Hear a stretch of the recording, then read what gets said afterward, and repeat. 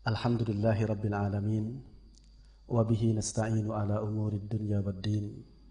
Wa sallallahu ala sayyidina Muhammadin wa ala alihi wa sahbihi wa sallama ajma'in. Amma ba'du. Fa uhayyikum bitahiyyatin islamiyyatin mubarakah. Assalamualaikum warahmatullahi wabarakatuh. Ikhwah dan akhwat, mu'takifin dan mu'takifat, barakallahu fikum jami'an. Alhamdulillah, Allah subhanahu wa ta'ala masih memberikan nikmat yang luar biasa kepada kita. Nikmat Ramadan. Dan Ramadan sudah di asrul awakhir. Kita juga sementara ini karena saya juga sekarang ikut ya. Kita semuanya juga diberikan nikmat, kemampuan dan kemungkinan untuk iktikaf, berdiam diri di masjid di asrul awakhir ini. Dan kita melaksanakannya semata-mata untuk taqarrub ilallah, untuk mendekatkan diri kepada Allah subhanahu wa ta'ala. Bukan puasa karena tidak punya makanan, bukan iktikaf karena tidak ada tempat di rumah atau di asrama. Kita melaksanakan ini semata-mata kita mencita-citakan dan berharap agar kita lebih dekat dengan Allah subhanahu wa ta'ala. Semoga apa yang menjadi niatan kita ini terus ada dalam segala aktivitas kita dan hingga akhir hayat kita insyaAllah, sehingga apa yang kita lakukan ini benar-benar menjadi ibadah yang ikhlas kepada Allah subhanahu wa ta'ala. Amin ya rabbal alamin. Ikhwatil mu'takifin wa akhwatil mu'takifat rahimakumullah. Kajian saya pagi hari ini tentang tazkiyatun nafas. Tazkiyatun nafas artinya pembersihan jiwa. Ada kalimat tazkiyah, ada kalimat an-nafsi. Tazkiyah dalam bahasa Arab dari kata zakka yuzakki tazkiyatan. Artinya membersihkan.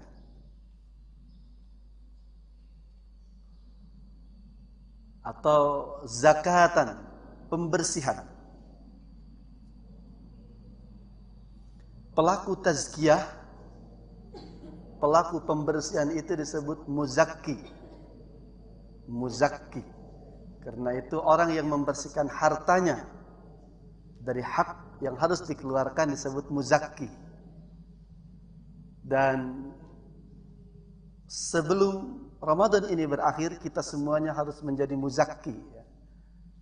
Harus mengeluarkan zakat, yaitu zakat fitrah itu.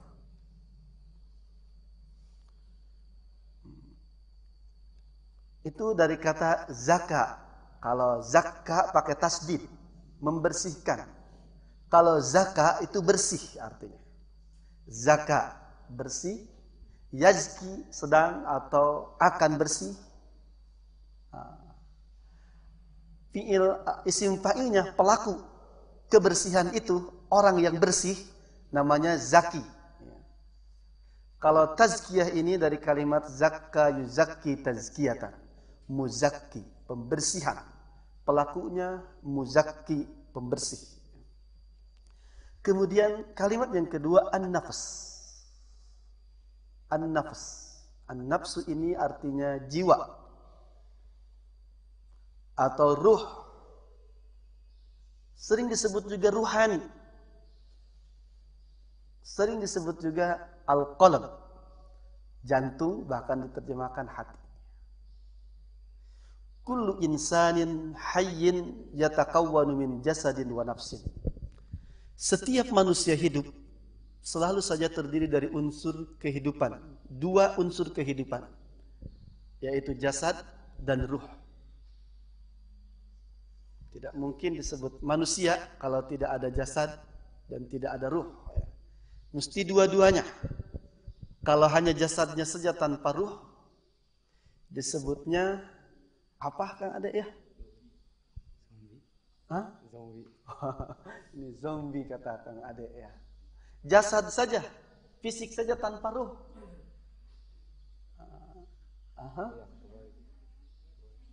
Terbalik ya. Jasad saja tanpa ruh.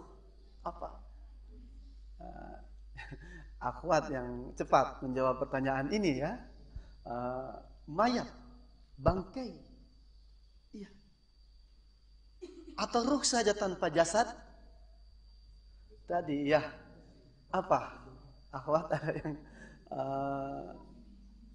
orang ada yang bilang ririwa ya. Uka-uka, kalau Kang Ade zombie, apalagi bukan Kang Ade yang zombie. Banyak sebutan ya. Padahal itu semuanya tasmiyatul jahiliyatul ula. Penamaan-penamaan orang jahiliyah. Orang yang tidak tahu apa sebenarnya. Atau orang yang ditutup mata imannya dan sudah ditipu oleh setan dengan ketakutan, bahkan na'udzubillah, ririwa, uka-uka, dedemit dan yang lainnya, itu nama-nama syaitaniyah. Tidak benar ya. Tidak ada orang yang sudah meninggal dunia itu lantas kembali lagi ke rumahnya jadi ririwa, jadi pocong dan yang lainnya. Tidak. Dia ada dalam genggaman Allah Subhanahu wa taala. Kalaupun ada orang yang pernah bertemu, menemukan, dan kemungkinan besar orang yang menemukan ririwa itu orang penakut yang kerjaannya melamun, ngalamun yang menakutkan, atau aktivitasnya aktivitas yang menipiskan keimanan, kegiatannya kegiatan khurafat dan seterusnya. Kemungkinan orang seperti model itu yang melihat uka-uka tadi ya. Makanya semoga kita dibersihkan karena menandakan kita memungkinkan dipermainkan oleh jin, oleh setan. Kalau toh ada dan kita pernah melihatnya, na'udzubillah, dia adalah setan. Baik dari golongan iblis atau dari golongan jin. Tidak mungkin dari golongan manusia. Karena manusia mah tidak bisa ngalengit ya, tidak bisa menghilang, tidak bisa terbang. Kemungkinannya setan dari golongan iblis. Iblis itu kepala dan rajanya setan yang dulu di antaranya pernah dialog bersama Allah Subhanahu wa taala. Ketika dia tidak mau tunduk, ketika Allah Subhanahu wa taala menyuruh mereka bersujud kepada Adam alaihi salam. Adapun setan juga ada dari golongan jin. Mereka adalah jin yang tergoda dan terkena bujuk rayu iblis. Mereka menjadi setan dari golongan jin. Dan setan ini ada memungkinkan dari golongan jin atau dari golongan manusia. Bedanya kalau setan dari golongan jin itu bisa menghilang, tidak bisa kelihatan, dan dia bisa masuk ke dalam tubuh manusia. Kalau setan dari golongan manusia kelihatan bungkelekan ya, kelihatan wujudnya, dan tidak mungkin dia masuk ke dalam tubuh manusia kecuali sebelum dia dilahirkan berada di dalam rahim ibunya. Jadi ruh saja tanpa jasad namanya ruh ya, atau nyawa, atau tadi ruhani itu.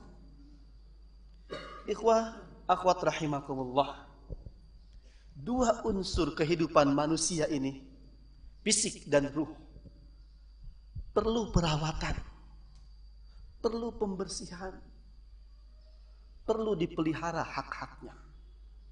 Sebagaimana kita memandikan tubuh ini, kita perlu memandikan ruhiyah kita, jiwa kita. Ikhwah akhwat rahimakumullah.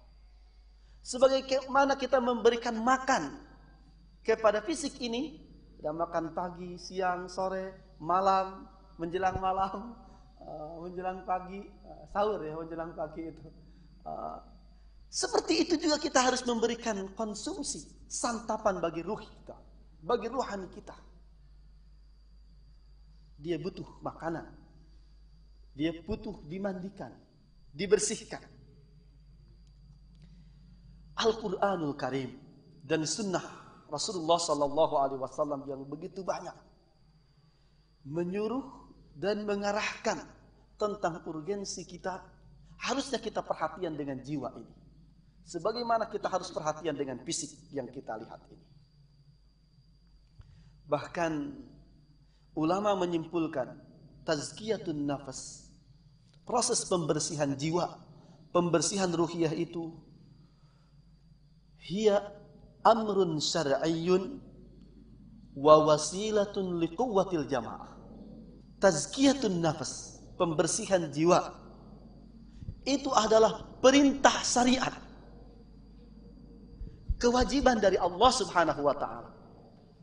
Seorang muslim, seorang mukmin juga wajib mentazkiyah jiwanya, mentazkiyah dirinya.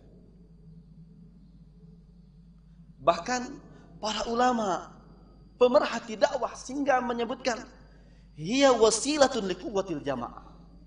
Tazkiyatun nafsi ini menjadi sarana utama, sarana yang begitu hebat untuk mengokohkan seorang kader, seorang aktivis dakwah berada pada amaliyah aktivitas dakwahnya dengan baik, berada di lingkungan teman-teman dan kelompok yang memiliki cita-cita yang sama, melakukan dakwah, membina masyarakat dan mencerdaskan umat. Tanpa tazkiyatun nafas, kita yang dulu pernah bercita-cita atau pernah berjanji menginginkan melakukan usaha untuk memperbaiki umat, kemungkinan besar sedikit demi sedikit, lambat laun kita akan tercongkel, akan terlempar, terbuang dari kelompok yang memperbaiki umat ini, yang memperbaiki masyarakat ini.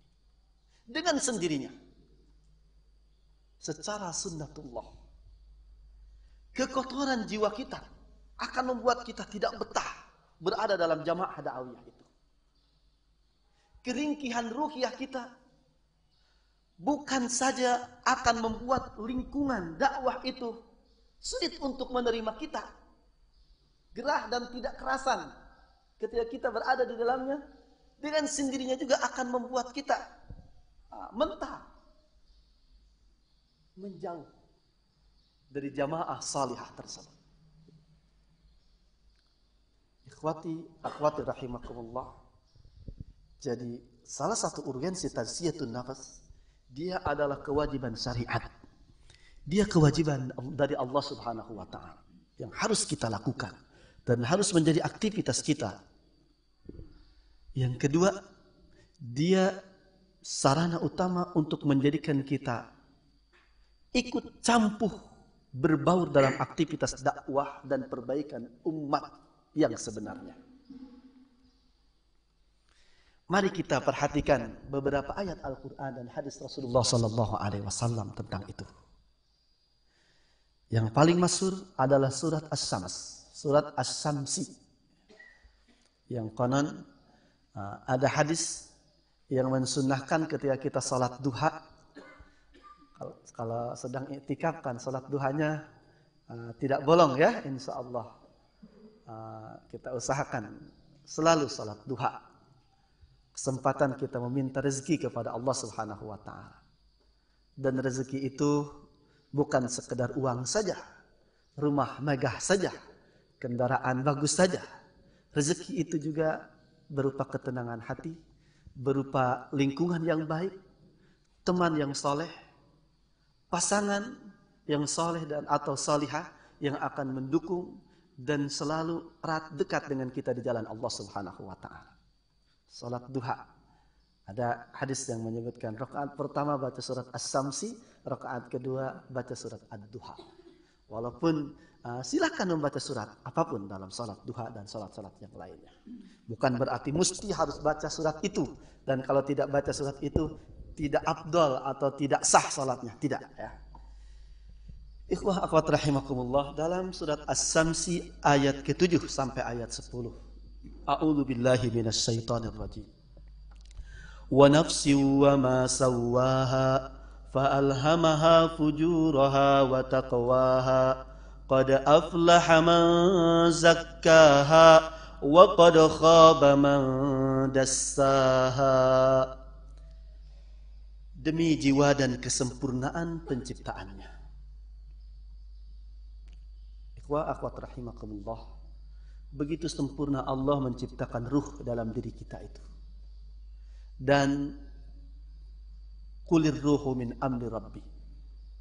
ilmu tentang ruh ini lebih banyak dalam genggaman Allah Subhanahu wa taala. Kita tidak terlalu banyak mengetahui tentang ruh ini. Paling bisa mengambil beberapa pelajaran.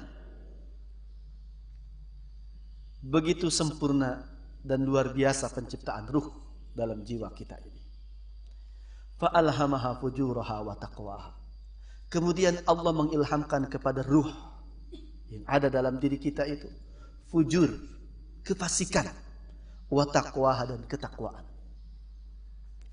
Qad aflaha man zakkaha. Artinya ruhiyah, jiwa seseorang itu Allah sudah mengilhamkan secara tuntas kepadanya mana yang fujur, mana yang takwa dalam kehidupan ini. Sehingga ruhiyah seseorang asalahnya, aslinya bisa membedakan mana yang baik, mana yang buruk. Namun yang menentukan kemudian sikap masing-masing orang kepada ruhiyahnya itu. Qad aflaha man zakkaha. Berbahagialah orang, sukses, beruntunglah orang yang selalu berusaha mentazkiyah jiwanya, membersihkan dirinya. Ikhwah, akhwat rahimakumullah.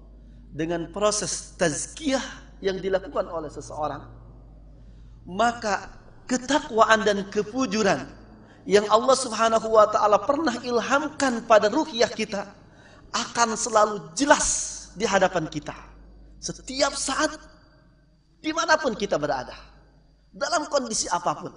Kita bisa melihat mana yang fujur, mana yang takwa itu. Dan subhanallah, semakin kontinu, semakin dawam proses tazkiyah itu, semakin luar biasa ruhiyah kita itu, semakin terasah, semakin tajam. Bahkan bisa saja ruhiyah ini selalu bisa menangkap isyarat-isyarat Allah Subhanahu wa taala. Bukankah pandangan dan firasat ruhiyah yang benar itu selalu akan tepat dengan kehendak Allah Subhanahu wa taala? Ada isyarat hadis Rasulullah sallallahu alaihi wasallam, "Iyyakum wa firasatal mu'min." Hati-hati kalian. Waspada kalian. Artinya harus menganggap penting, harus perhatian kalian dengan firasat yang Allah Subhanahu wa taala berikan kepada orang-orang mukmin, kepada orang-orang yang benar-benar beriman dan memelihara keimanannya. Bahkan dia memiliki firasat. Bisa saja yang Allah Subhanahu wa taala kehendaki itu dia sudah merasakannya dengan kepekaan ruhiyah yang bersih itu. Walaupun tentunya tidak dipahami begitu saja. Tidak untuk orang yang mengaku-ngaku mendapatkan ilham dari Allah Subhanahu wa taala, mendapatkan wahyu, ya. Tidak. Itu tidak diaku-aku dan tidak menjadi keyakinan seseorang. Walaupun iya, kita akan melihat dari tanda-tanda kesolehan dan kebersihan ruhiyah dari ucapan dan perbuatannya. Qad aflaha man zakkaha. Berbahagialah orang yang selalu mentazkiyah jiwanya.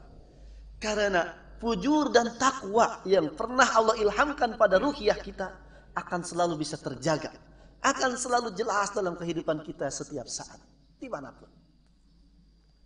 Wa qad khaba man dassaha.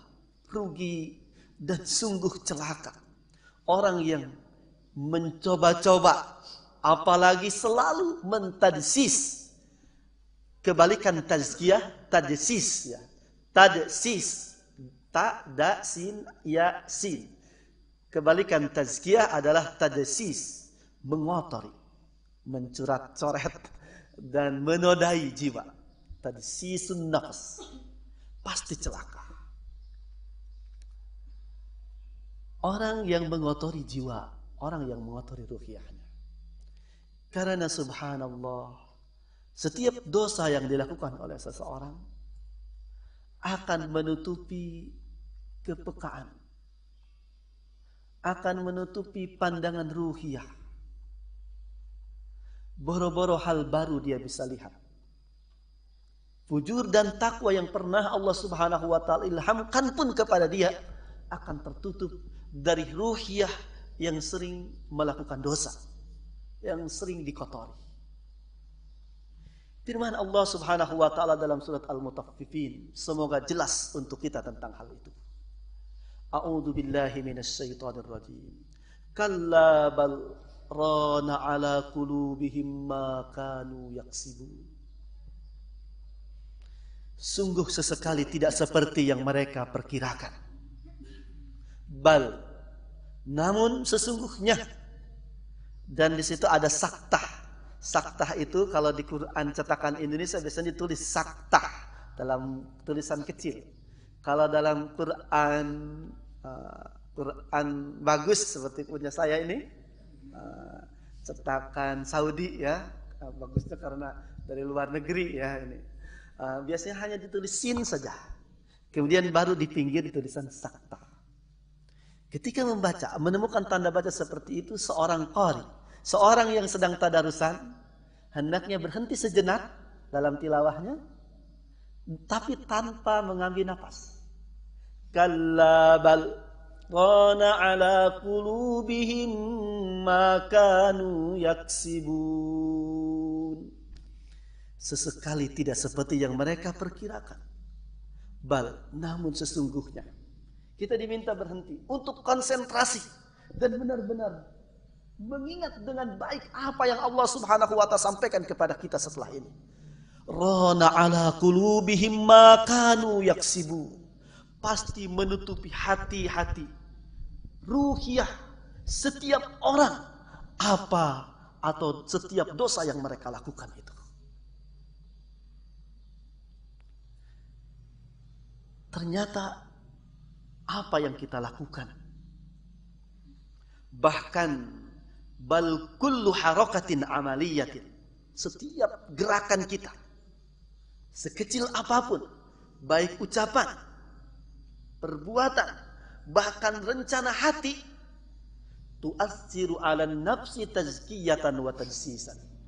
Itu akan berpengaruh hebat pada ruhiyah kita, pada jiwa kita, baik sebagai tazkiyah, pembersih, atau sebagai tadsis, penutup, pengotong, pemberi noda itu. Hadis Rasulullah sallallahu alaihi wasallam yang menyebutkan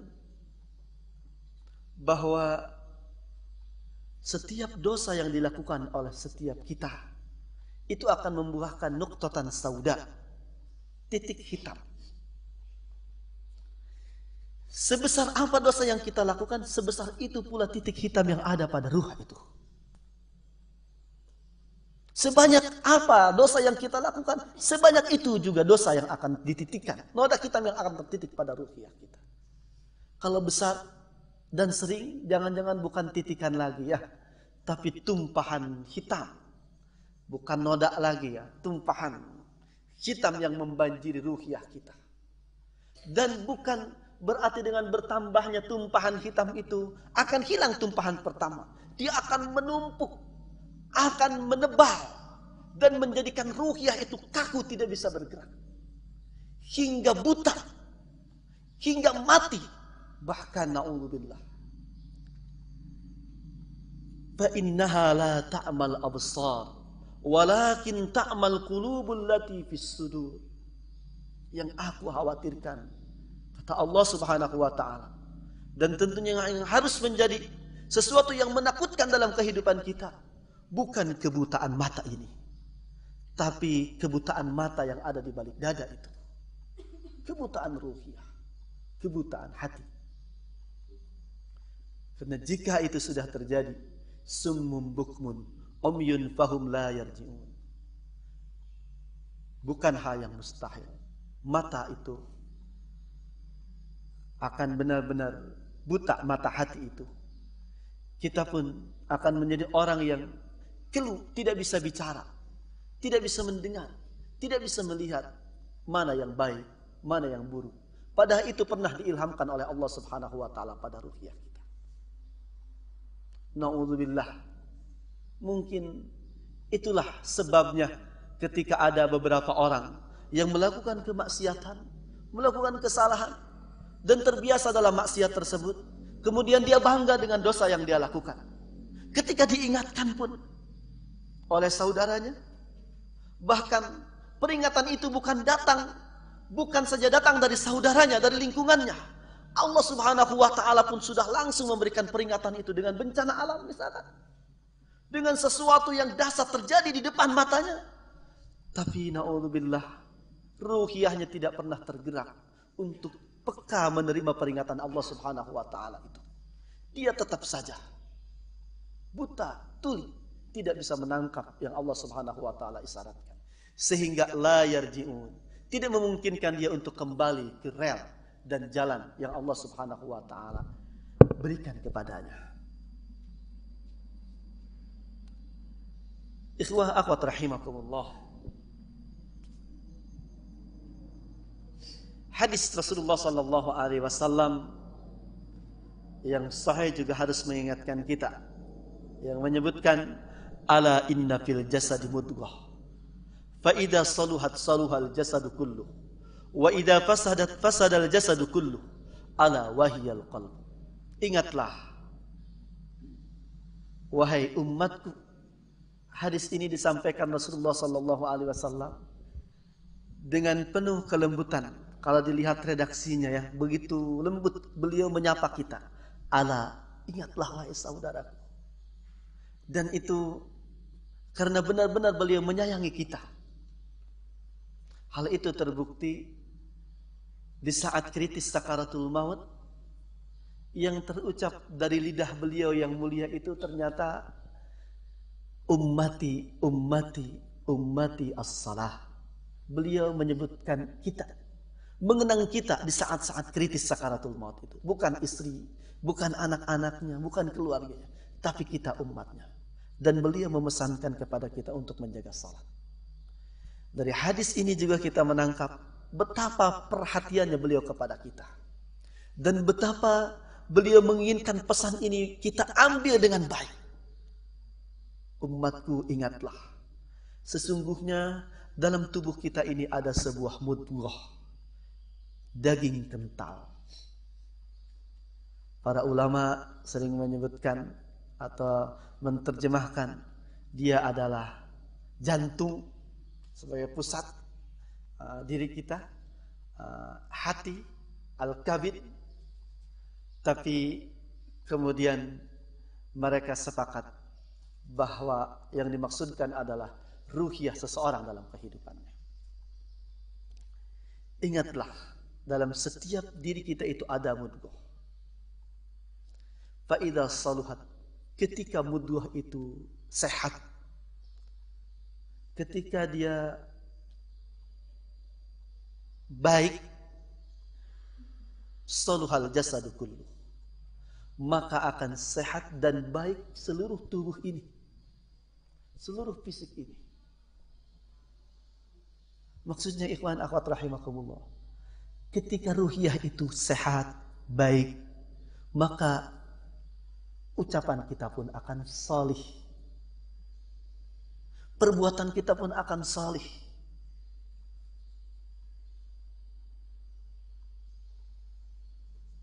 Hingga fisik kita, tubuh ini juga akan salih, baik dan sehat.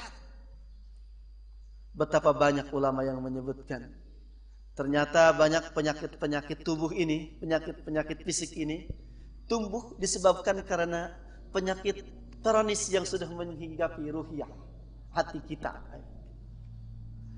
Ada istilah, orang yang sering marah kemungkinan akan sakit darah tinggi. Orang yang banyak hasud, hasud itu iri, dengki kepada orang lain, tidak senang ketika orang lain mendapatkan nikmat. Bukan saja perbuatannya yang akan nyeleweng, yang akan rusak, fisiknya pun akan dekat dengan penyakit-penyakit yang hebat. Fa idza saluhat saluhal jasadu kulluh wa idza fasadat, dan ketika dia rusak, ketika dia sakit, fasadal jasadu kulluh, maka akan rusak, sakit juga seluruh tubuh ini. Ikhwah, akhwat rahimakumullah.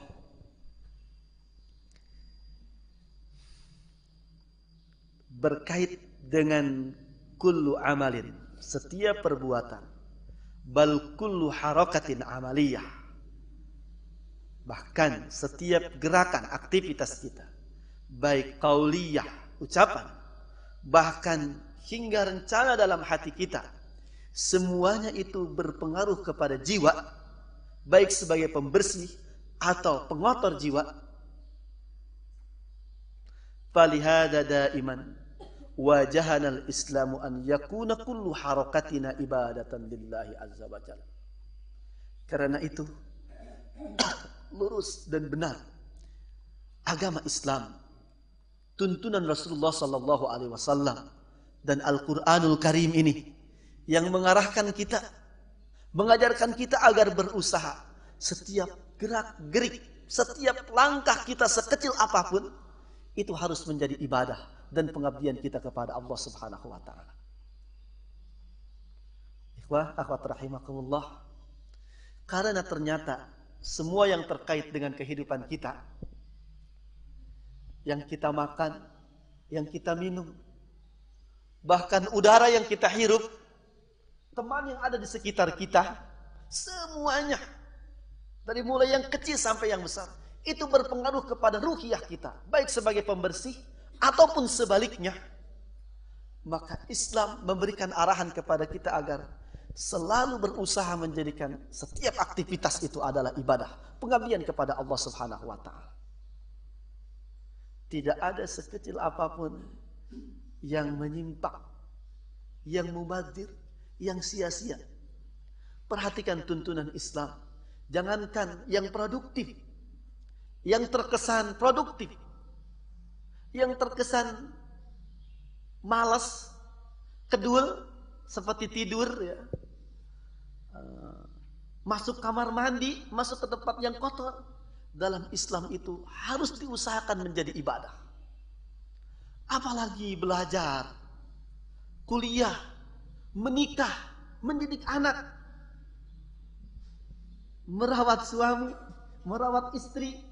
Ya, walaupun banyak jamaah yang masih SMP, SMU ya, ini kelihatan, tapi tidak sedikit juga yang bermuka bapak-bapak ya.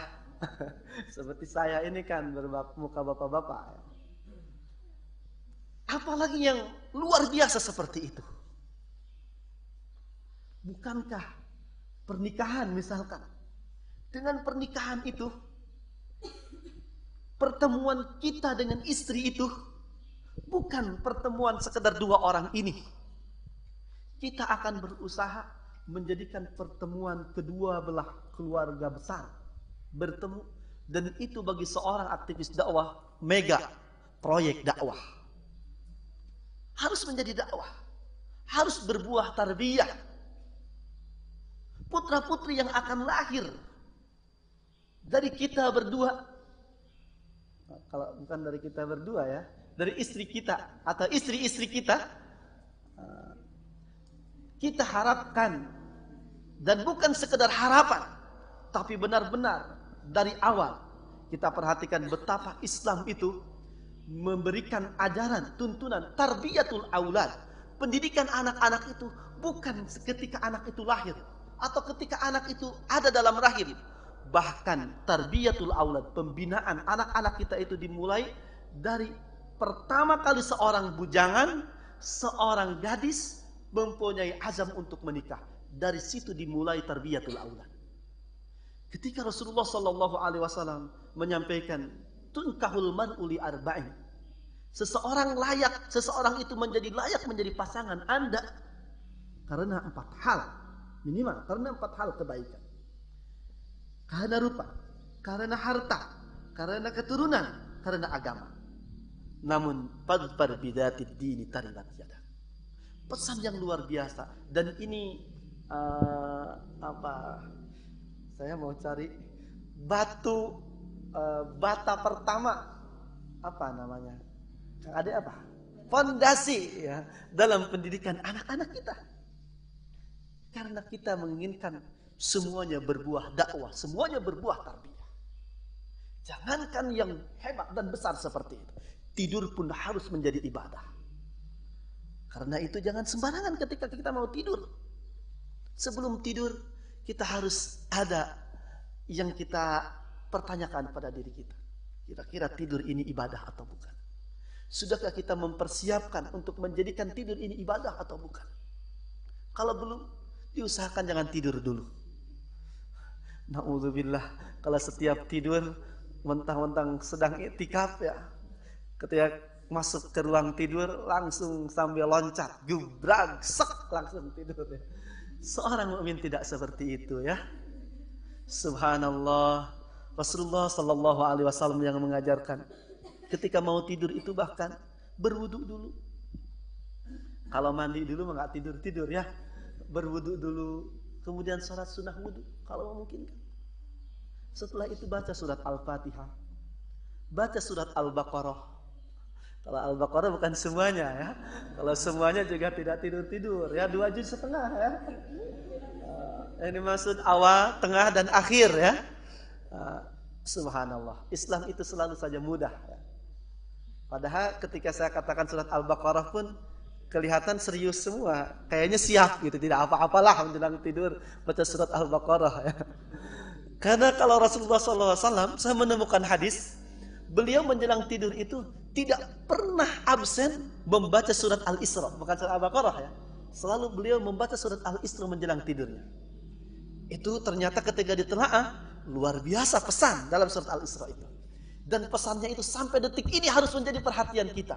Dalam surat Al-Isra itu banyak jurus dan langkah-langkah kita untuk membebaskan diri dari penjajahan Yahudi.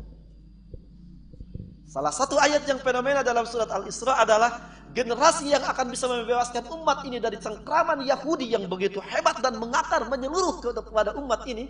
Mereka punya karakter 2, yaitu ibadan lana uli ba'sin sadid. Memiliki karakter ubudiyah yang baik kepada Allah Subhanahu wa taala, menjadi hamba Allah, dan uli ba'sin sadid, memiliki kekuatan yang luar biasa. Nanti kita baca lagi kalau kita mau menjadi generasi penghapus dan penghajar, pemukul mundur Zionis yang sadis itu. Ternyata sampai hari ini penjajahan yang paling hebat, perilaku yang paling sadis yang dilakukan oleh musuh-musuh Islam dan sulit dihilangkan, yang dilancarkan oleh orang-orang Yahudi. Itu salah satu rahasia Rasulullah tidak pernah absen membaca surat Al-Isra menjelang tidurnya. Kembali, yang kita baca menjelang tidur itu surat Al-Baqarah, awal, tengah, dan akhir. Kemudian baca surat Al-Ikhlas, membaca Falak bin Nas, Qul a'udzu birabbil falaq, Qul a'udzu birabbin nas. Setelah itu baru baca doa mau tidur, Bismikallahumma ahya wa bismika amut. Atau ada doa yang lain, Allahumma wadda'tu nafsi.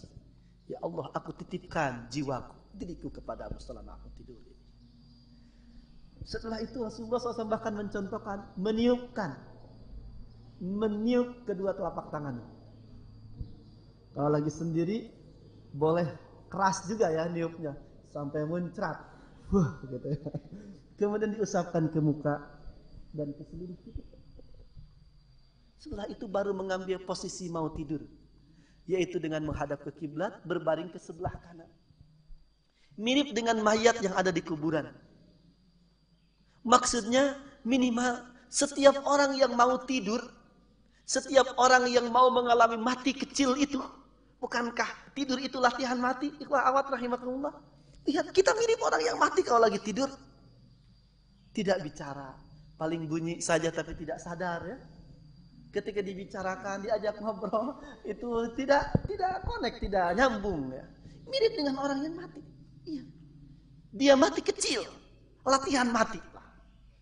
Minimal setiap orang mau tidur itu ingat bahwa suatu saat dia akan berada dalam kondisi seperti itu. Bukan supaya orang yang mau tidur itu jadi penakut ya, ingat kuburan, ingat pocong tadi, bukan itu. Supaya ingat mau meninggal dunia. Subhanallah. Tidur yang demikian, insya Allah ibadah. Walaupun bunyi sampai keras ya. Kalau lagi i'tikaf kita bisa tahu ya, ternyata beberapa teman kita itu suka bersuara tidurnya ya. Wallahu alam kalau akhwat begitu atau tidak. Walaupun bunyi seperti itu, ibadah. Dan insya Allah tidur kita akan berkualitas. Yang penting tidur itu kan kualitasnya ya, bukan kuantitasnya, bukan jumlah tidurnya. Jangan tertipu, harus tidur minimal 8 jam. Kalau kita lihat ulama, banyak yang mereka tidur jauh dari 8 jam. 3 jam itu sudah cukup, 4 jam itu cukup. Karena tidur mereka berkualitas. Iya, kalau tidak berkualitas, 12 jam, dari jam 6 bangun lagi jam 6. Kalau selama tidur mimpi dikejar-kejar harimau taman safari, bangun juga ngos-ngosan ya. Pasti kurus terus gitu ya. Jadi yang penting kualitasnya. Kualitas tidur kita. Dan akan kita dapatkan ketika kita melaksanakan sesuai dengan tuntunan Rasulullah SAW. Selain itu juga menjadi ibadah. Silakan Bapak Ibu antum-antuna sekalian merasakan itu. Akan lebih hebat kualitas tidur kita. Setelah tidur kita baca doa. Subhanallah. Semuanya ada zikirnya, ada doanya. Mau masuk kamar mandi juga kita ada doanya. Selain tata krama, adabnya juga dituntunkan dalam Islam. Semua itu tiada lain supaya semua aktivitas kita menjadi ibadah. Duduk kita di kamar mandi itu harus jadi ibadah juga. Karena kalau tidak, jangan salah. Ada 2 kemungkinan aktivitas kita. Kalau tidak menjadi ibadah, maka akan menjadi aktivitas yang membuat hati ini tertutup dari apa yang pernah Allah Subhanahu wa taala ilhamkan pada diri kita. Kalau bukan ibadah, maka akan jadi maksiat ucapan kita, perbuatan kita itu. Mau masuk kamar mandi, kita mendahulukan kaki kiri agar menjadi ibadah. Membaca doa, Bismikallahumma ahya wa bismika amut ya. Alhamdulillah. Kalau yang i'tikaf mah ingat terus ya. Karena kamar mandinya juga di bawah kan. Jangan salah baca doa ya. Walaupun kamar mandi banyak ya. Karena salah baca doa, bisa-bisa di kamar mandi tidur ya. Karena baca doanya doa mau tidur, di kamar mandi jadi tidur juga ya. Sama kalau mau ikut kajian duha juga jangan baca doa Bismikallahumma ahya wa bismika amut ya. Nanti kebablasan ya. Itu. Kita harus berusaha sekuat tenaga menjadikan segala aktivitas kita ibadah. Agar ruhiyah ini bersih terus. Terjaga terus. Karena kalau tidak lengah sedikit saja, lupa saja kita untuk menjadikan ibadah perbuatan kita itu, maka akan terjadi sebaliknya. Ikhwan, akhwat rahimakumullah. Paling mudah tadi, ketika kita lupa mau tidur dengan adab-adab yang dituntunkan oleh Rasulullah SAW tadi. Kita lupa, tidak ngeh ketika masuk kamar mandi biasa saja, main gebrus-gebrus saja. Jangan dikira itu tidak ada masalah. Jangan dikira itu tidak masalah. Ketika kita buka baju, buka pakaian ini tanpa adab yang dituntunkan Islam, jangan dikira baik-baik saja. Perhatikan hadis Rasulullah SAW ketika mengajarkan doa mau buka baju itu. Ada yang hafal doa mau buka baju? Ayo jangan sampai tidak ada yang hafal ya. Kalau ada yang hafal akan menjadi ilmu yang bermanfaat untuk yang lain. 1, 2, 3. Wassalamualaikum ya. Tidak ada berarti apa? Doanya Bismillahilladzi la ilaha illa huwa. Judulnya masih Bismikallahu juga ya. Bismillahilladzi la ilaha illa huwa. Dengan namamu ya Allah, zat yang tiada ilah, tiada Tuhan selain Dia, selain Allah Subhanahu wa taala. Dalam hadis sahihnya tentang doa ini, ikhwan akhwat rahimakumullah, ketika seseorang mau membuka bajunya, iblis, setan itu ronghok. Tahu ronghok tidak? Rajo melihat, datang di sekelilingnya banyak, matanya sampai melotot, mau menyaksikan apa yang terjadi. Ketika kita membuka baju itu, iblis dan setan itu mau melihat kita. Dan ketika kita buka baju tanpa doa, maka dia benar-benar akan melihat seluruh tubuh kita, seluruh aurat kita. Na'udzubillah. Tidak sampai situ saja. Dia akan berusaha dan dengan leluasa menjadikan seluruh tubuh kita ini sarana untuk melupakan kita dan orang lain dari Allah Subhanahu wa taala. Na'udzubillah. Tubuh kita ini akan dia dengan leluasa dia manfaatkan untuk menjadi sarana melalaikan diri kita dan orang lain dari Allah Subhanahu wa taala. Na'udzubillah. Tapi ketika kita membaca doa, doanya mudah, pendek. Bismillahirrahmanirrahim.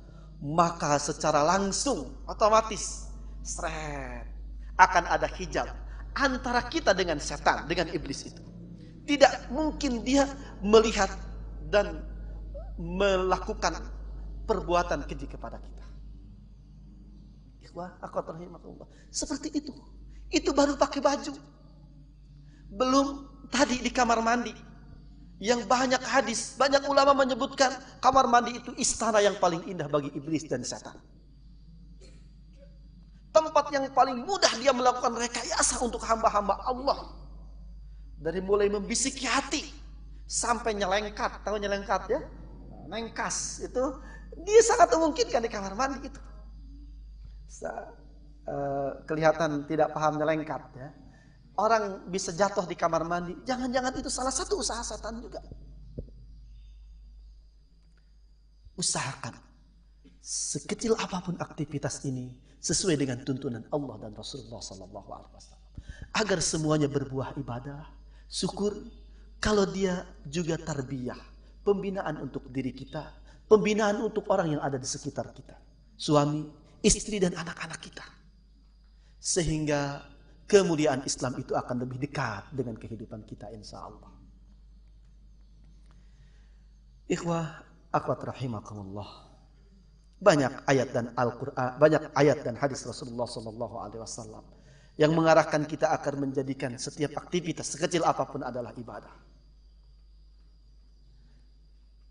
Banyak hadis ya, kita harus baca hadis. Saya di sini mengambil contoh selain yang tadi.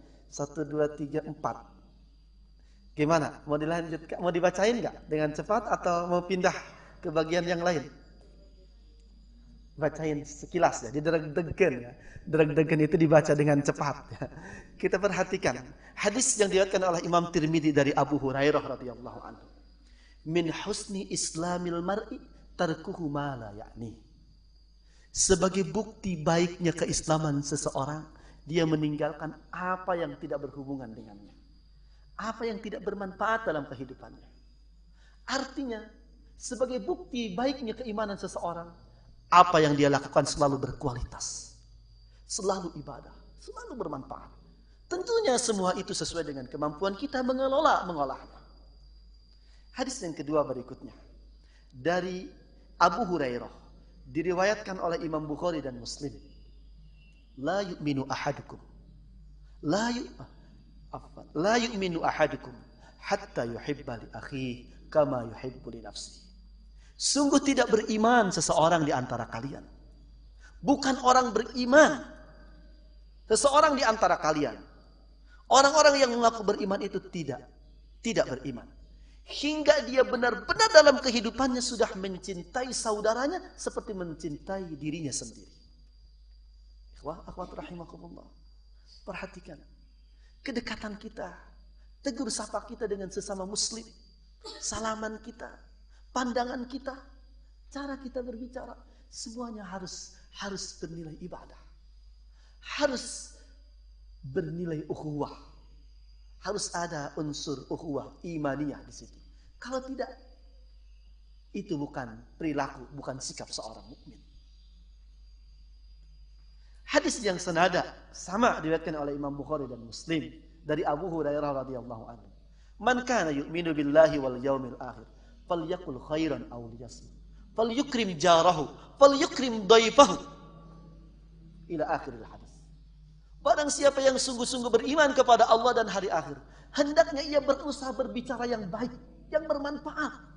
Kalau dia tidak mampu berbicara yang baik, yang bermanfaat dan ibadah, maka diam itu akan menjadi pilihan terbaik bagi seorang yang beriman. Begitu juga hendaknya ia memuliakan tamu, memuliakan tetangga. Subhanallah, betapa Islam menginginkan semua gerak langkah kita ini ibadah. agar menjadi tazkiyah, pembersih hati, pembersih ruhiyah. Hadis diriwayatkan oleh Imam Bukhari saja dari Abu Hurairah juga. La taghdab, la taghdab, la taghdab, walakal jannah. Jangan suka marah, jangan marah-marah. Ketika ada masalah jangan disikapi dengan marah. Tidak ada masalah yang bisa diselesaikan dengan kemarahan yang hebat. Jangan marah. Falakal jannah. Maka ketika Anda bisa menahan diri dari kemarahan sesuai dengan syariat, maka bagi Anda adalah surga. Bagi Anda adalah kesuksesan, kemudahan dalam hidup di dunia dan di akhirat. Subhanallah. Wa akhwat rahimakumullah. Selain kita harus berusaha menjadikan setiap aktivitas ini ibadah kepada Allah, hal yang terpenting juga sebagai sarana mentazkiyah ruhiyah kita adalah al-muamalatus sahihah bil Qur'anil Karim atau al-ihtimam bil Qur'anil Karim. Interaksi yang baik, perhatian yang baik terhadap Al-Qur'anil Karim menjadi sarana tazkiyah yang baik untuk ruhiyah kita. Al-Imam Ibnul Qayyim Al-Jauziyah menyebutkan minimal 5 kewajiban kita terhadap Al-Qur'anul Karim. Membaca, memahami, mengamalkan, menghafal, mengajak orang kepada Al-Qur'anul Karim. 5 hal ini sebagai cerminan muamalah, interaksi yang baik kita dengan Al-Qur'anul Karim. Sebagai cerminan perhatian kita terhadap Al-Qur'anul Karim. Jangan sampai kita cuek.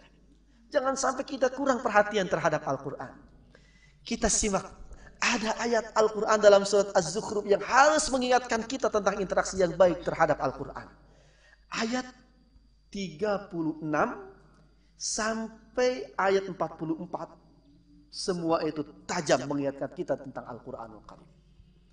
Dimulai dengan ayat وَمَنْ يَعْسُ عَنْ ذِكْرِ الرَّحْمَنِ نُقَيِّضْ لَهُ شيطانا فهو له قرين وإنهم ليصدونهم عن السبيل ويحسبون أنهم مهتدون حتى إذا جاءنا قال يا ليت بيني وبينك بعد المشرقين فبئس القرين إلى آخر الآية. وَمَنْ يَعْشُ, dan barang siapa berpaling. Dalam tafsir Al-Fadil Quran, ya'su ini diartikan yata'amu wa yu'rid wa yataghafal. Berpaling, tidak perhatian, cuek an dzikrir rahman, dari peringatan Allah Subhanahu wa taala. Para ulama tafsir bersepakat yang dimaksud dzikrul rahman itu adalah Al-Qur'anul Karim. Barang siapa yang berpaling, menganggap enteng, tidak perhatian dengan Al-Qur'an, nuqayyid, artinya nusabbib, nutih lahu, maka Allah akan menjadikan sebab atau membiarkan bagi orang yang berpaling dan tidak perhatian dengan Al-Quranul Karim, syaitanan, membiarkan setan, fahuwa lahu qarin, menjadi teman akrab. Qarin itu musahib muqarinun lahu la yufariqu, menjadi teman akrab dekat yang selalu berada di dekatnya dan tidak pernah berpisah dengannya. Ikhwah akhwat rahimakumullah, redaksi ayat ini syarat dan jawabnya. Barang siapa ngalumayankeun, tahu ini bahasa Prancis katakan ada ya, gagabah, ini bahasa Sukabumi bagian selatan, gagabah, lumayan, yataghafal, pura-pura lupa atau tidak perhatian ketika lupa, ketika jatuh dengan Al-Quran, nuqayyid, maka Allah akan menjadikan Setan menjadi teman dan selalu dekat dengan orang yang tidak baik interaksinya dengan Al-Qur'anul Karim dan tidak pernah berpisah, tidak pernah meninggalkannya lagi. Allah akan menjadikan setan menjadi teman kita. Maksud ayat ini, orang yang kurang perhatian dengan Al-Quran, maka setan akan segera mendekatinya dan menjadi teman dekatnya. Mafhum mukhalafahnya, berarti orang yang memiliki interaksi yang baik dengan Al-Quran, setan tidak akan mampu mendekatinya, apalagi mengarahkannya. Na'udzubillah. Kita perhatikan ayat berikutnya. Wa innahum la yasuddunahum 'anis sabil wa yahsabuna annahum muhtadun. Dan sesungguhnya setan yang menjadi teman bagi orang yang jauh dari Al-Quran itu, la yasudduna 'anis sabil, pasti akan selalu menghalangi mereka dari jalan Allah Subhanahu wa taala. Berat sekali. Setan itu akan selalu mampu dan mudah menghalangi kita dari jalan Allah ketika kita kurang berinteraksi dengan baik dengan Al-Qur'anul Karim. Wa yahsabuna annahum muhtadun. Sementara orang-orang itu, orang-orang muslim ini bukan bercerita tentang orang-orang kafir, bukan. Bercerita tentang orang-orang mukmin, orang-orang muslim yang sudah menjadikan dan beriman kepada Al-Quran. Yakin Al-Quran itu jalan hidupnya. Tapi kemudian dia kurang perhatian, maka setan akan menjadi temannya yang selalu menghalangi dia dari jalan Allah. Bukan sedang bercerita tentang orang kafir, tapi tentang orang Islam, tentang kita. Setan itu akan menjadi teman dan selalu menghalanginya dari jalan Allah. Sementara dia yahsabuna annahum muhtadun, mengira bahwa dirinya itu mendapatkan hidayah, mengira bahwa dirinya itu berada di jalan Allah Subhanahu wa taala. Na'udzubillah, ikhwah akhwat rahimakumullah. Kita harus lebih hati-hati, kita harus lebih perhatian dengan diri kita ini. Kita harus berusaha memperbaiki interaksi kita dengan Al-Quran. Kalau tidak, jangan-jangan kita merasa sebagai seorang muslim, seorang mukmin, na'udzubillah, bahkan sebagai seorang aktivis, seorang dai, sementara di hadapan Allah kita sudah menjadi teman akrab setan, laknatullah, na'udzubillah. Ya, subhanallah, kalau kita cermati masyarakat kita, masyarakat yang suka terbiasa bahkan bangga dengan maksiat, bukankah mereka itu masih merasa sebagai seorang muslim, sebagai seorang mukmin?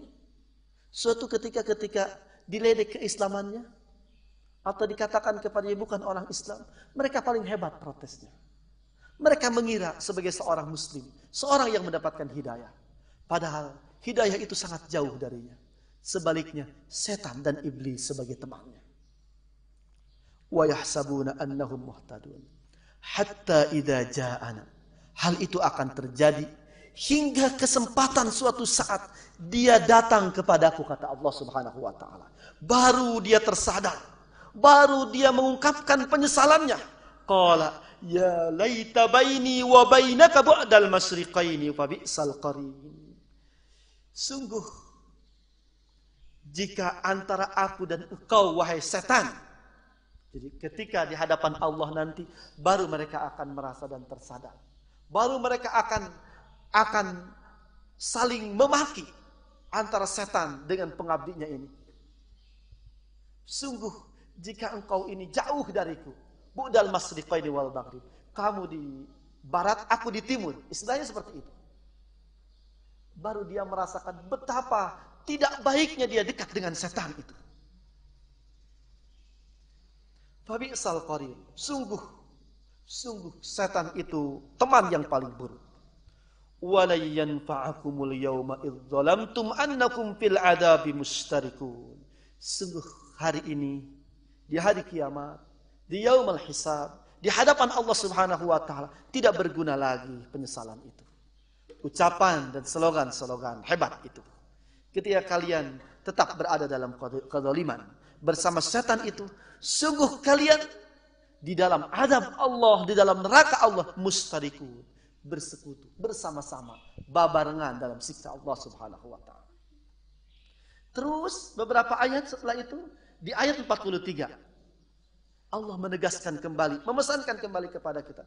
Fastamsik billadzi uhiya ilaik innaka ala siratim mustaqim. Karena itu, wahai Rasulullah sallallahu alaihi wasallam, wahai kalian, wahai kita orang-orang beriman, berpegang teguhlah dengan apa yang sudah diwahyukan kepadamu, yaitu Al-Qur'anul Karim. Innaka ala siratim mustaqim. Dengan demikian dipastikan kamu tetap berada pada jalan yang lurus. Berpeganglah teguh kepada Al-Qur'anul Karim. Sebagaimana pesan Rasulullah sallallahu alaihi wasallam ketika mengatakan, aku hanya meninggalkan 2 warisan kepada kalian. Di mana kalian berpegang kepada keduanya tidak akan pernah tersesat. Karena itu, gigitlah dengan gigi geraham kalian. Artinya dengan gigi yang tidak mungkin kalian melepaskannya lagi. Addu alaihima bin nawajid. Dia adalah Al-Quran dan Sunnah. Wa innahu la dzikrun laka wa liqaumika wa sawfa tus'alun.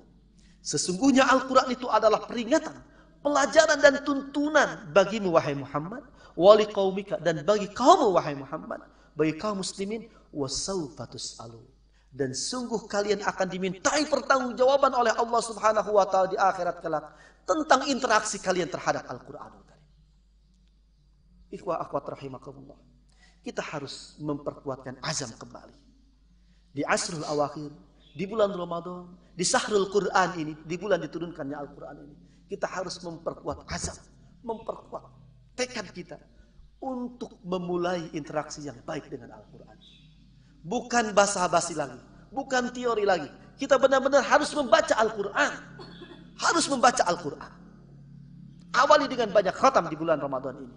Semoga setelah Ramadan berlalu, minimal 1 kali khatam setiap bulan itu bisa kita lakukan. Sebagaimana banyak dipesankan oleh Rasulullah SAW. Hasan al-Banna juga, seorang pemerhati umat di masa ini, di abad ini, memesankan begitu hebat. Bagi seseorang al-akhul muslim, an yakuna laka wirdun yaumiyun minal Qur'anil Karim la yaqillu an juz'in wahid. Hendaknya memiliki bacaan rutin dari Al-Qur'anul Karim setiap harinya, tidak kurang dari 1 juz Al-Qur'an, untuk mengarahkan kita lebih baik berinteraksi dengan Al-Qur'an. Setelah sering baca, semua kita akan terarah untuk memahaminya dengan baik. Karena itu cara kita untuk bisa mengamalkan. Itu juga yang akan membuat kita bersemangat untuk menghafal. Tidak lagi memandang hafal Quran itu milik orang-orang tertentu. Tidak. Kita punya hak, punya kemungkinan untuk menghafal Al-Quran. Jangan aneh dengan orang yang hafal Al-Quran. Di usia dini misalkan. Kita tanya adik-adik SMP, SMU, Smart Excellencia ini. Yang bersama kita sekarang di Al-Hurriyah dalam i'tikaf ini. Mereka punya pengalaman di usia dini menghafal Al-Quranul Karim. Saya dengar mereka sudah membuat CD murattal yang harapannya bisa dijual ya. Wallahu alam, sambil i'tikaf bisnis CD-nya juga enggak adik-adik ya. Ya, subhanallah. Adik-adik ini banyak dari daerah-daerah terpencil. Bahkan banyak di antara mereka yang sudah tidak ada ayahnya, ibunya. Tapi mungkin dulu di rumah, di kampung mereka tidak terbayang, tidak terpikir akan menghafal Quran sekian juz. Apalagi i'tikaf di Al-Hurriyah ini. Ternyata Al-Hurriyah itu masjid kampus terbesar ya Kang Adek. Ini kebanggaan untuk Marbot ya. Marbot itu orang-orang yang terikat ya. Supaya semakin semangat dan bangga dengan Al-Hurriyahnya. Dan memang patut dibanggakan. Sekarang adik-adik Smart ini sudah banyak menghafal Al-Quranul Karim. Itu milik kita, kita juga mampu bisa. Saya yakin pandangan Al-Quran itu dihafal oleh orang-orang tertentu saja, atau na'udzubillah di masyarakat kita ada yang sampai punya pandangan sulit atau semi mustahil menghafal Quran itu. Saya yakin itu peninggalan orang-orang yang menginginkan umat Islam ini jauh dari Islamnya. Bukankah Al-Quran sendiri 4 kali berulang-ulang berjanji menyatakan tentang dirinya dalam surat Al-Qamar? Dalam satu surat pendek itu Al-Quran 4 kali mengulang-ulang kalimat yang berbunyi walaqad yassarnal Qur'ana lidzikri fahal min muddakir. Sungguh aku sudah mudahkan Al-Quranul Karim untuk dipelajari, dibaca, dipahami, dihafal termasuk, diamalkan, didakwahkan. Adakah orang yang sungguh-sungguh? Kuatkan azam untuk menghafal Al-Quran juga. Ikhwah, akhwat rahimakumullah. Yang terakhir, ini janji terakhir beneran ya, terakhir sekali. Karena sudah mulai ada yang nangkep tuur ya. Ini berarti sudah mulai ingin selesai kan? Sarana efektif untuk mentazkiyah ruhiyah kita, membersihkan jiwa, selain berusaha menjadikan sekecil apapun aktivitas kita ibadah, interaksi yang lebih baik dengan Al-Quranul Karim adalah al-halaqatut tarbawiyah. Al-halaqatut tarbawiyah. Sawa'un akana mutarabbiyan aw murabbiyan. Adik-adik smart, ada yang bisa menerjemahkan bahasa Arab ini? Nanti dapat hadiah. Hadiahnya baju baru lebaran dari smart atau dari orang tua masing-masing. Ada yang bisa terjemahkan? Silakan. Atau bapak-bapak juga silakan. Ini benar-benar isyarat ingin segera selesai ya kayaknya ini. Ustaz udah saja deh. Nggak ada yang jawab berarti udah sebutan selesai nih. Aha, ada tidak? Ada yang angkat tangan di belakang? Akhwat, ada yang mau? Aha. Diulang lagi. Akhwat mau begitu ya, diulang lagi. Dasar akhwat ya. Nih simak dengan baik. Tidak ada siaran ulangan berikutnya ya. Karena siaran itu kalau di TV kan mahal kan. Setiap untung kita bukan di TV ini ya. Al-halaqatut tarbawiyah sawa'un akana mutarabbiyan aw murabbiyan. Silakan. 1, 2, 3. Angkat tangan. Ini angkat tangan bukan? Iya. Nah, banyak muka tersenyum sebetulnya paham. Tafadhal Ustaz, enggak? Subhanallah. Kalau ini nggak saya dapat hadiah ya. Kalau ini ustadznya yang jawab kan? Iya. Sadaqta. Itu kan jawaban ada sadaqta. Anta sahih wa anta mumtaz ya. Ini biar dekat dengan bahasa Arab ya, biar semangat. Biar tidak aneh lagi dengan orang yang bicara bahasa Arab. Ini mah kalau ada orang bicara bahasa Arab sepertinya makhluk planet mana gitu ya. Meni aneh ya. Meni kerung, meni takjub. Bahkan banyak bapak-bapak kalau ada orang yang bisa bahasa Arab tuh kalau punya anak perempuan segera mau dijadikan mantunya. Begitu juga bapak-bapak yang punya anak laki-laki kalau ada wanita yang bicara bahasa Arab seakan-akan segera ingin dijadikan mantunya. Ini mas sekalian memberikan semangat buat yang bisa bahasa Arab ya. Jadi bahasa Arab itu bisa jadi sarana mendapatkan mertua yang soleh, istri yang salihah, suami yang soleh juga bahasa Arab itu. Bahkan saya pernah punya pengalaman bahasa Arab bisa menjadi sebab dapat rumah dengan harga murah. Mau saya ceritakan? Biar semangat juga ya belajar bahasa Arab. Dan bahasa Arab itu tidak sulit. Saya sekarang tinggal di rumah, ini biar sekalian promosi juga. Sekarang saya tinggal di rumah seluas 280 meter, bangunannya tidak kurang dari 200 meter. Panjang pisan, di depannya toko, di belakangnya rumah hunian. Dulu ketika pertama sekali saya ketemu dengan penjualnya, pemiliknya, dia menawarkan sekitar 150 juta. Ternyata ketika saya ketemu langsung dengan pemilik aslinya, dia itu orang Arab yang pernah kuliah di Saudi juga. Saya sekalian saja ajak ngomong bahasa Arab kan. Luar biasa, setelah dia tahu saya bisa bahasa Arab, langsung dia menurunkan harganya menjadi 85 juta. Berapa juta turun itu ya?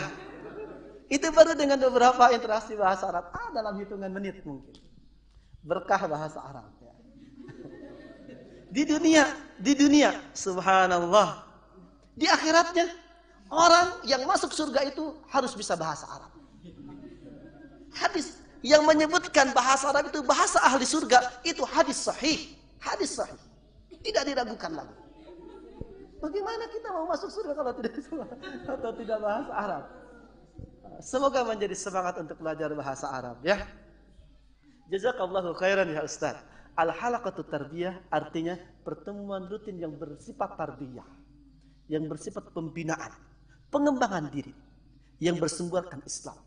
Halaqah tarbiyah, halaqah, liqwan, tarbiyah dan kajian, mentoring, majelis taklim, seterusnya nama-nama itu silakan. Mungkin di Bogor namanya lain, di Sukabumi namanya lain, apalagi di Perancis sana ya lain namanya. Silakan. Tapi prosesnya adalah pembinaan yang rutin yang berdasarkan dan bernilai Islam. Baik kita sebagai murabbi, pembinanya, atau sebagai mutarabbi. Bagi para tamu di kampus IPB tercinta ini, mahasiswa IPB ini mahasiswi semua ya. Jadi tidak aneh yang saya sampaikan ini. Halaqah atau liqwan ini sudah tidak asing. Bahkan menjadi tren bagi kebanyakan mahasiswa, bahkan banyak mahasiswi yang nulis di buku catatan hariannya, tidak mungkin saya menerima seorang laki-laki menjadi suami saya kecuali dia ikut halaqah, ikut liqah. Baik itu benar-benar tertulis di buku harian atau tersirat. Banyak mahasiswa yang sudah mempunyai pandangan seperti itu.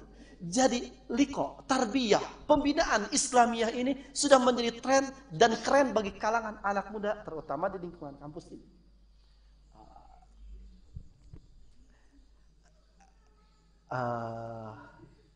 Kok jadi mogok saya ya? Apa yang ingin saya sampaikan?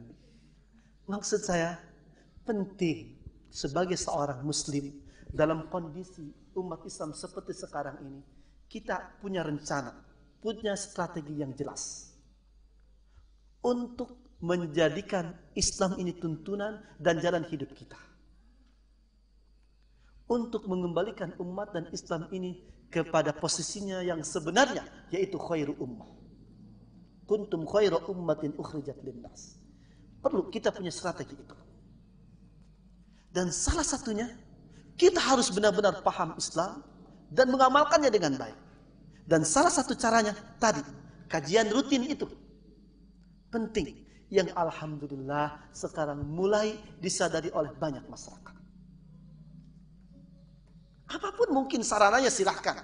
Tidak mesti namanya halaqah atau liqwan, tidak mesti itu. Pertemuan rutin dan terus menerus dan bukan hanya bersifat transfer ilmu, mengajarkan ilmu saja, tapi benar-benar terbina, terarah. Itu penting untuk mentazkiyah diri kita, untuk menjadikan kita seorang muslim yang sebenarnya. Yang insya Allah dengan seperti ini kita akan kembali dalam Islam yang ya'lu wala yu'la alaih. Menarik yang dicatat oleh wartawan Republika 2 pekan yang lalu tentang wawancara mereka dengan Harun Yahya. Adnan Oktar nama aslinya. Dia menyebutkan umat Islam Indonesia sedang menyongsong masa keemasan. Dalam bahasa lain, as-sahwah al-islamiyah, kebangkitan Islam itu dari Asia akan muncul dengan dipimpin oleh negeri terbesar umat Islam di dunia ini, yaitu Indonesia. Dan beliau mencatat hal itu akan terjadi sekitar 10 tahun lagi. Ketika proses pembinaan ini terus berlanjut, tidak ada perbedaan yang berarti yang luar biasa di kalangan masyarakat ini, dan tidak ada anarkisme di kalangan umat. Semoga kita dengan bekal ruhiyah yang bersih menjadi bagian gerombolan orang yang akan mengangkat dan memajukan menghusung as-sahwah al-islamiyah ini. Jangan sampai kita sekedar menjadi penonton saja yang akan ngalamat curug dan sekedar ngangguk-ngangguk ketika semua itu terjadi. Na'udzubillah. Semoga Allah menjadikan pertemuan ini mubarakah, penuh barakah, dan menjadikan ibadah yang ikhlas kepada kita, kepada Allah Subhanahu wa taala, sehingga menjadi berpengaruh baik dalam kehidupan kita sehari-hari. Kesalahan dan kekurangan mudah-mudahan ada dalam maghfirah Allah Subhanahu wa taala. Aqulu qauli hadza wa astaghfirullah li wa lakum. Jazakallah kepada Ustadz Asep yang telah menyampaikan materi. Baik, Selama beberapa menit ke depan kita akan mencoba mendiskusi. Kami persilahkan kepada para peserta yang ingin mengajukan pertanyaan berkaitan dengan materi yang telah disampaikan. Mungkin dari Ikhwan atau akhwatnya. Dari Ikhwannya ada. Silakan Pak. Barakallahu fiik. Boleh saya tahu namanya, Bapak? Subhanallah, Bapak Brata ya. Semoga saya bisa lebih mengenal dengan baik Bapak yang soleh dan beritikaf bersama anak-anak muda ini. Subhanallah. Usianya mungkin 70 tahunan ya. Hampir 70 tahunan. Tapi ketika berada di tengah-tengah anak muda, hampir kelihatan 25 tahunan. Subhanallah. Semangat dan kecekatannya. Buktinya beliau paling pertama kali bertanya sebelum yang muda-muda ini bertanya. Berarti lebih cepat larinya kan? Barakallahu fiik. Semoga kita bisa mencontoh banyak dari sesepuh ini, dari orang tua kita ini, dan semoga kita bisa menemukan hikmah dari muamalah kita, kebersamaan kita di masjid ini dari beliau insyaallah. Yang beliau utarakan tadi, apa yang menjadi sebab orang ketika kita perhatikan secara keilmuan luar biasa, beliau sebutkan profesor bahkan, tidak sedikit juga yang punya titel ustadz juga ya. Walaupun ustadz ini kan tidak diberikan dari universitas tertentu ya, ustadz, udah gitu profesor. Tapi kemudian kita menemukannya berkata, menulis, bersikap yang justru bertolak belakang dengan nilai-nilai Islam. Iya, salah satu yang memprihatinkan kita di tanah air ini pernah, kalau tidak boleh dibilang sering, kita menemukan orang-orang semodel ini ya. Sebetulnya sering ya kita mendengar tulisan, ungkapan orang yang sebetulnya kita menghormatinya secara keilmuan, tapi ternyata menghenyakan, membuat kita sulit menerimanya dari orang seperti mereka. Apa sebenarnya yang terjadi? Banyak hal, banyak penyebab yang mengantarkan kepada suasana atau hingga pribadi semodel ini. Di antaranya transfer ilmu yang tidak Islami,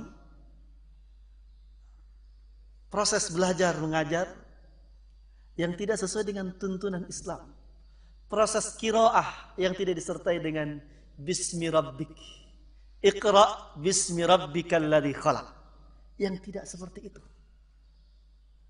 Jadi belajar sekedar memenuhi kepuasan, kebutuhan akliyah fikriyah saja. Itu tahapan yang paling rendah.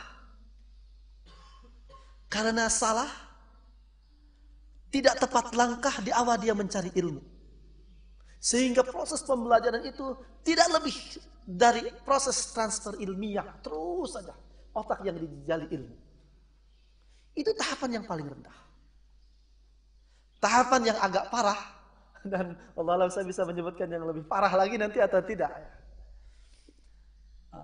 Yang keberangkatan belajar yang tidak disertai dengan bismi rabbikal ladzi khalaq ini, yang membuat mereka terkecoh, tertipu, tidak selektif lagi memilih guru, sehingga ketika ada rekayasa, tipu daya yang disodorkan kepada mereka untuk belajar Islam kepada orang-orang yang sudah mempersiapkan program sedemikian rupa hebatnya untuk membuat orang-orang ini ragu terhadap Islam, orang-orang Islam ini ragu terhadap Islam, atau masyarakat dunia jauh dan benci terhadap Islam, mereka dengan mudah menerimanya.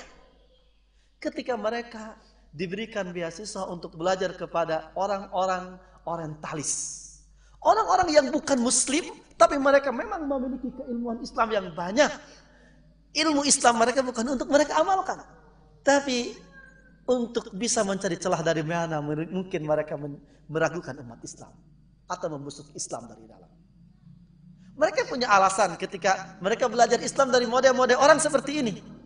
Mereka mengatakan belajar Islam kepada orientalis itu kita akan menemukan Islam yang lebih jujur. Karena orang-orang orientalis itu jujur menilai Islam. Mereka menilai Islam dari luar. Mereka lupa kalau Islam itu harus dipelajari dari orang yang bukan sekedar paham, tapi juga harus mengamalkan. Al-alimul amil itu mesti bagi seorang muallim, bagi seorang guru dalam Islam. Karena Islam ini bukan sekedar teori, bukan sekedar keilmuan, tapi harus menjadi warna dari amalan sehari-hari. Guru kita pun harus orang-orang semodel ini.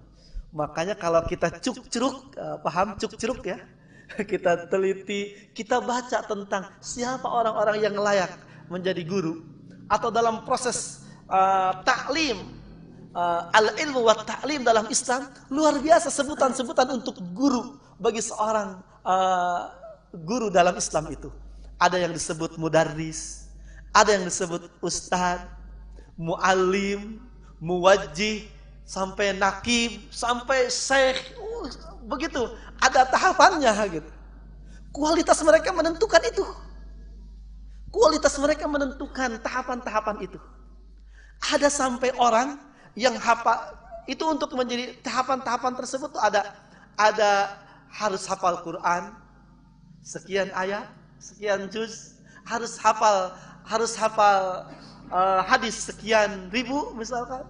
Bahkan mereka yang hafal Al-Quran, hafal hadis pun, ketika akhlaknya tidak sesuai dengan tuntunan Al-Quran dan hadis, tidak layak menjadi seorang guru dalam Islam. Kita ingat ada kisah ulama yang mencari hadis. Dia berbulan-bulan berjalan agar bisa ketemu dengan seorang syekh periwayat hadis itu. Ketika sampai ketemu syekh periwayat hadis itu, berbulan-bulan ya, karena dulu tidak ada bajai, tidak ada sepeda, tidak ada motor ya. Apalagi motor yang sampai bisa hilang ketika lewat, ketika lari ya. Tidak ada ya dulu. Maka karena itu mereka harus berbulan-bulan menuju seorang guru itu. Guru ini dikenal sebagai guru yang luar biasa. Hafalan Qur'annya banyak, hadisnya juga banyak. Tapi ketika dia sampai kepada guru, padahal sudah berbulan-bulan dia mau menuju mencari guru ini, ketika dia sampai belum ketemu, melihat sang guru itu memanggil binatang peliharaannya dengan seakan-akan menggenggam makanan yang akan memancing binatang peliharaannya itu. Ketika binatangnya itu datang, ternyata tidak ada makanan di sini, dia malah maksudnya membohonginya, memancingnya untuk menangkapnya. Langsung syekh yang mencari hadis ini memutuskan untuk tidak lagi perlu ketemu dengan orang tersebut, dengan syekh tadi. Setelah menghabiskan waktu sekian lama, dia tinggalkan. Karena tidak yang dia dengar tidak sesuai dengan muwasafat seorang alim. Padahal baru saja ngaledek hayam, ngaledek piaraan ya. Seperti itu. Seorang muslim, dan ini bukan sekedar untuk guru-guru, bukan. Bukan sekedar untuk para guru, para ustaz. Setiap muslim itu harus berusaha apa yang diucapkan sesuai dengan yang dia lakukan. Apa yang dia ketahui itu harus berusaha dia amalkan. Perhatikan banyak peringatan Allah Subhanahu wa taala. Ya ayyuhalladzina amanu lima taquluna ma la taf'alun. Kabura maqtan indallahi an taqulu ma la taf'alun. Ini bukan sekedar untuk ustaz, tapi untuk seluruh lapisan muslim. Kenapa kalian berbicara tanpa kalian amalkan? Kedustaan. Dosa yang sangat besar di hadapan Allah ketika kalian berbicara saja, mengetahui saja, tapi tidak berusaha untuk mengamalkan. Jadi ada kemungkinan mereka berawal dari proses belajar yang kurang tepat, kemudian nyasar, gurunya juga tebager ya. Jadi ada ya di tanah air itu pernah ada mahasiswa-mahasiswa terbaik itu dikirim untuk mengambil master S2, S3 di luar negeri, di Eropa untuk belajar Islam. Guru-guru mereka itu orang-orang orientalis. Dan banyak sekali itu. Pertukaran pengajar juga itu dilakukan. Dan begitu hebat. Selain pengaruhnya di tanah air, di luar juga mereka belajar. Dan sekarang ini, ya terhitung masa panen mereka ya. Jadi tidak ada kalau kita menemukan banyak orang semodel itu. Muslim dengan gelar-gelar keislaman atau keilmuan tertentu, tapi kita terhenyak dengan ungkapan, dengan tulisannya yang benar-benar bertolak belakang dengan Islam. Bagaimana tidak ikhwan akhwat rahimakumullah, ketika orang menyebutkan, seorang ulama menyebutkan menutup aurat itu tidak wajib. Itu sekedar adat dan kebiasaan orang Arab. Karena orang Arab itu laki-lakinya senang makan daging kambing. Di daerah yang panas, kalau wanita itu auratnya terbuka, maka mereka akan begitu ganas memangsanya. Sangat tidak beralasan. Kemudian mereka, naudzubillah, sampai ada tulisan tentang indahnya. Saya tidak sampai hati menyebutkan atau membaca judul buku itu di hadapan para mu'takifin, para mu'takifat seperti ini. Bukannya itu luar biasa bertolak belakang dengan Islam. Tapi itu muncul dari orang-orang yang mengatasnamakan Islam. Limada? Kunaon? Kenapa terjadi seperti ini? Ini makanya sepuh kita ini bertanya, kenapa seperti ini? Iya, ada yang salah. Bahkan dengan sengaja itu dilakukan. Dengan sengaja itu diprogramkan. Mereka membuat lembaga-lembaga yang memungkinkan untuk melakukan itu. Na'udzubillah, kalau yang lebih parah dari itu. Kalau yang lebih parah dari itu, Allah alam, semoga kita bisa membayangkan. Banyak ternyata pesan Allah dalam Al-Quran itu. Kenapa kita dalam sehari semalam, dalam sholat itu minimal 17 kali, 17 rakaat kita membaca surat Al-Fatihah. Di akhirnya itu kita memohon doa kepada Allah. Ya Allah, tunjukkanlah aku jalan yang lurus, jalan yang benar. Jalan orang-orang yang telah Engkau beri nikmat, yaitu para nabi, para salihin, para sahabat, para siddiqin, orang-orang yang jujur, para syuhada dan salihin. Bukan jalan-jalan orang-orang yang Engkau benci. Yang dimaksud adalah orang-orang Yahudi yang Allah laknat, yang Allah benci karena sikap dan kesombongan mereka, yang hingga membunuh para nabi itu. Dan bukan cara-cara, langkah-langkah orang-orang Nasrani, orang-orang yang sesat itu. Kenapa hingga 17 kali sehari semalam? Ditambah dengan peringatan-peringatan ayat Al-Quran. Karena ternyata sekarang kita menemukan luar biasa usaha mereka untuk mengarahkan, untuk menjauhkan umat Islam dari Islam ini. Hingga di bangku-bangku sekolah, mereka sampai, bahkan atas nama Islam sekalipun mereka bisa melakukan itu. Saya pikir ketika mereka mengkampanyekan terorisme yang dilakukan oleh orang-orang Islam, seperti itu. Dan hati-hati yang bersih, ruhiyah yang zakiyah, hati yang mutmainnah, yang akan bisa dengan tepat membedakan mana yang hak, mana yang batil. Karena itu benar wajib ya, kudu kita mentazkiyah diri ini. Selain kita harus istiqomah, memohon, berdoa kepada Allah. Allahumma arinal haqqa haqqa warzuqna ittiba'ah wa arinal batila batila warzuqna ijtinabah. Begitu hebat kabut dalam kehidupan kita. Begitu tebal asap di lingkungan kita ini. Kalau kita tidak berada dalam lingkungan yang tepat, lingkungan orang-orang yang soleh. Kalau kita tidak berada di tengah orang-orang yang istiqomah di jalan Allah, sangat mudah kita tergelincir dari jalan Allah Subhanahu wa taala. Benar dan lurus yang Rasulullah SAW ingatkan dengan kuat kepada kita.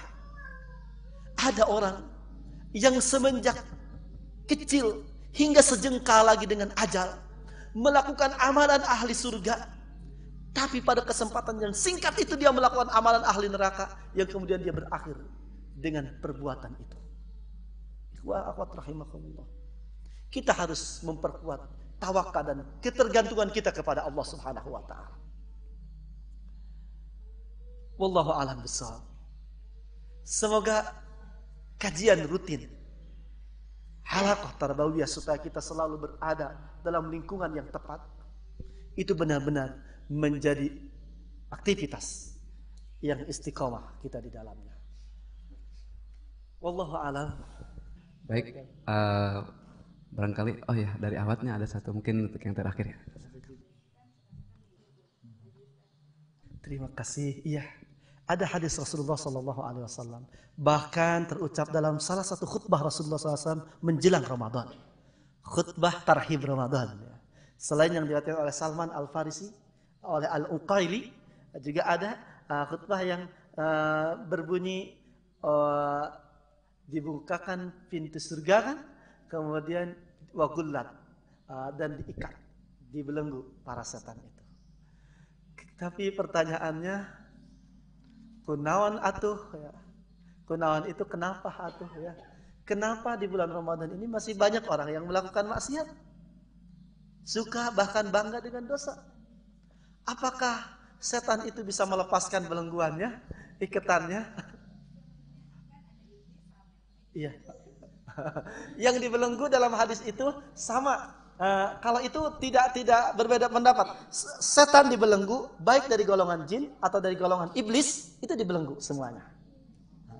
Ya. Jadi dibelenggu kedua-duanya. Yang dimaksud dalam hadis itu hanya teknis pembelengguannya kumaha, bagaimana ya? Saya ingin menjelaskan dari situ. Jadi kalau dibelenggunya hadis itu benar bahwa setan baik dari golongan iblis atau dari golongan jin itu dibelenggu di bulan Ramadan itu. Tapi pertanyaannya, kenapa ada orang yang masih berbuat dosa juga? Jadi arahannya bukan mungkin itu dari setan senior iblis bisa melepaskan gitu. Jadi dia tidak dari situ. Semuanya setan baik dari golongan jin, dari golongan iblis itu terbelenggu. Menurut redaksi hadis itu. Tapi kenapa sekarang masih ada manusia yang berbuat dosa? Ikhwah akhwat rahimakumullah, menurut penelaahan tentang hadis-hadis tersebut, ternyata yang dimaksud iglalus sayatin, pembelengguan setan itu bukan pembelengguan seperti kita nyangcang kambing atau mengikat anak bandel. Suka diikat ya yang bandel ya anak-anak. Sebaiknya jangan sampai diikat ya. Sebandel apapun anaknya. Ini yang punya anak, masa budak anak sampai diikat ya. Aduh, harianan itu maka cidateing ya. Tidak seperti itu. Karena ada diriwayatkan dari Abu Hurairah radhiyallahu an, ketika beliau bertugas menjaga Baitul Mal, ternyata ada orang yang masuk ke Baitul Mal itu dan mencuri harta di Baitul Mal. Dan ternyata ketika diadukan kepada Rasulullah SAW, dan kisahnya kan berkali-kali dia datang ya, mencuri lagi, setelah ketangkap, tapi balik lagi. Ketika diadukan kepada Rasulullah SAW menyebutkan, dia adalah jin. Dia adalah jin yang melakukan kejahatan. Jadi berarti lepas ya, tidak diikat seperti. Jadi yang dimaksud setan itu terbelenggu di bulan Ramadan, dengan meningkatnya ubudiyah, aktivitas ibadah kaum muslimin di saat itu membuat setan itu sidakat, tidak bergerak, tidak mampu berkutik, seakan-akan dia terbelenggu karena tidak bisa beraktivitas dengan leluasa. Jadi bagi orang yang meningkat aktivitasnya, iya, ikhwan akhwat rahimakumullah, kalau kita telah hadis-hadis Rasulullah SAW tentang bulan Ramadan ini, kalau kita meningkatkan ibadah, tiada hari, tiada sedetik pun setan punya kesempatan menggoda kita, insya Allah. Kita beriktikaf, kita tilawah, kita sholat terus. Apalagi semua itu kita lakukan dengan ikhlas, mengejar Lailatul Qadar, mengejar ridho Allah Subhanahu wa taala. Terlebih ketika itu semua dilipat gandakan, ketika dapat Lailatul Qadar khairum min alfi syahr. Terlebih ketika malaikat Allah itu turun ke bumi ini, menempel mendekati kita dan mendoakan kita. Setan itu ngalamat curug ya. Iya, tidak bisa berbuat apa-apa dia. Tapi jangan salah, untuk orang yang santai saja, tidak ada bedanya antara Ramadan dengan luar Ramadan, dengan bukan Ramadan. Bahkan masuk Ramadan maksiat semakin meningkat, na'udzubillah. Itu mah semakin akrab juga sama setan ya. Dan bebas, sebebas-bebasnya setan juga menguasainya. Na'udzubillah. Seperti itu, ukhti mu'takifah. Semoga kita menjadi hamba-hamba Allah yang mampu membuat setan dan iblis ini terlempar. Tibebet itu gubrak ya, kalah, telak dan tidak bisa berbuat apa-apa. Sehingga kita di hari Idul Fitri nanti benar-benar minal aidina wal faizin. menjadi orang-orang yang kembali kepada Allah, kepada fitrah Allah Subhanahu wa taala, tuntunan Allah, kebersihan hati, kebeningan ruhiyah, mengharap rahmat Allah Subhanahu wa taala. Wal aidin, kembali ke wal faizin, mendapatkan kemenangan karena kita telah membuat setan dan iblis ini babak belur di hadapan kita. Jangan sampai dengan Ramadan yang luar biasa Allah Subhanahu wa taala rezekikan untuk kita tidak mendapatkan sedikit pun kebaikan. Kata Rasulullah sallallahu alaihi wasallam, "Ragima anfu rajulin." Celaka, rugi pisan seseorang yang Allah Subhanahu wa taala rezekikan, karuniakan bulan Ramadan untuknya, namun Ramadan berlalu tanpa meninggalkan sedikit pun rahmat. Wa yamdi Ramadanu duna an yatruka ayyata rahmatin. Wallahu a'lam bissawab. Ini benar-benar terakhir Kak Ade. Besok masih ada lagi ya. Mudah-mudahan semua kita bisa melanjutkan materi kita. Subhanakallahumma wa bihamdik, asyhadu an la ilaha illa anta, astaghfiruka wa atubu ilaik. Wassalamualaikum warahmatullahi wabarakatuh. Waalaikumsalam warahmatullahi wabarakatuh.